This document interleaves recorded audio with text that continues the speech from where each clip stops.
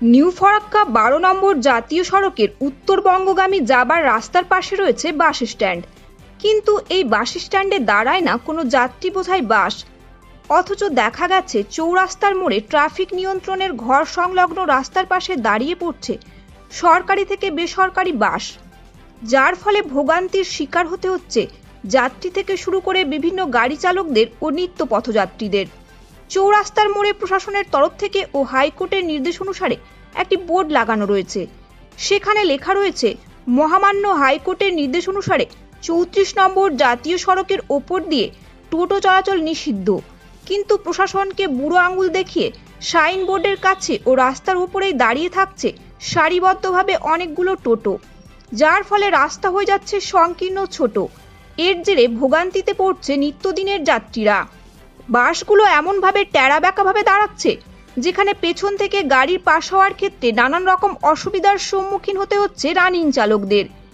এ বিষয়ে স্থানীয় প্রশাসনের নেই কোনো ভ্রুক্ষেপ। বারবার এই অসুবিধা তুলে ধরলেও যাত্রী জনসাধারণের সুবিধার্থে নেই কোনো পদক্ষেপ। কেন কোনো পদক্ষেপ গ্রহণ করা হচ্ছে না, এই নিয়ে উঠেছে নানান রকমের প্রশ্ন। যেখানে গাড়িগুলো দাঁড়াচ্ছে তার থেকে ৩০ থেকে ৫০ মিটারের মধ্যেই রয়েছে এনএইচ কর্তৃপক্ষের তৈরি করা বাস স্টপেজ। চৌমাথার মোড় থেকে অনতি দূরে যেখানে বাস স্টপেজ রয়েছে, সেখানে দাঁড়ালে গাড়ি চলাচল সহ যাত্রী সাধারণের সুবিধা হবে বলেই স্থানীয় নিত্য পথযাত্রীদের অভিমত।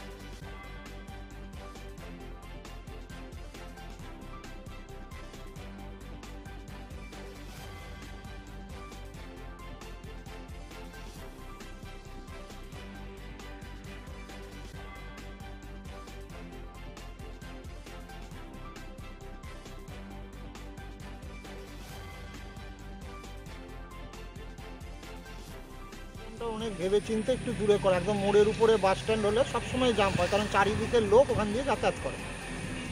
আর বাসগুলো দাঁড়িয়ে যাচ্ছে ঠিক মোড়ের উপরে এসে, লোকেরও ব্যস্ততার সাথে বাসে ওঠার থাকে, ডেলি প্রতিদিনের যাত্রী থাকে থাকে, এবং ফলে কি হয়, আবার গাড়ি ঘুরে ওইদিকে উত্তরবঙ্গের দিকে যায়, ফলে ওখানে অ্যাক্সিডেন্ট হওয়ার যে কোনো অ্যাক্সিডেন্ট তো আর বলে হয় না, আচমকা হয়ে গেল, তখন আবার এই মানুষরাই তখন আবার ভাঙচুর তোলপাড় শুরু করে।